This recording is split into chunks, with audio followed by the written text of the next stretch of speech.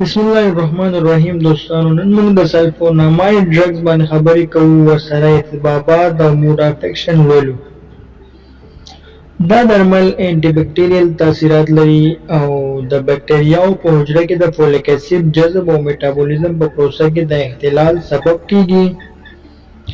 د دې کورنۍ یو تعداد درمل د هضمي سیستم له لارې د جذب قدرت لري. عامه سلفاسیټاماید په موضوعي ډول استعمالیږي او د کولمو د جذب قدرت نه لري. په دې کورنۍ کې لاندې درمل شامل دي: لومړی سلفاډایمایډین، دویم سلفاډایزین، دریم سلفیسکسازول، څلورم کوتریموکسازول، پنځم سلفاسالازین.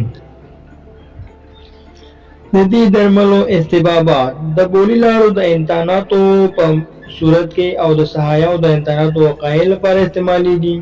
مضاد استحبابات: جانبي عوارض او احتیاطي تدابیر: لومړی هغه ماشومان چې عمر یې تر 6 میاشتو کم وي یا ډیهایډریټډ وي دا درمل دې نه ورکول کېږي.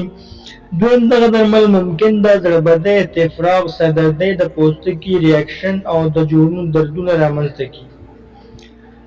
د دې ترڅنګ هیمولایسیس، د کبد التهاب او G6PD کمبود اخته ناروغانو کې د اګرانولوسایټوسس سبب کېدای شي. د حمل او شیدو ورکولو دوران کې مضاد استحباب دي دا درمل. دوستانو هیله کېږي زموږ پاڼه لایک کړئ، چینل سبسکرایب کړئ او په خپل ځان پام کوئ. الله مو مل شه.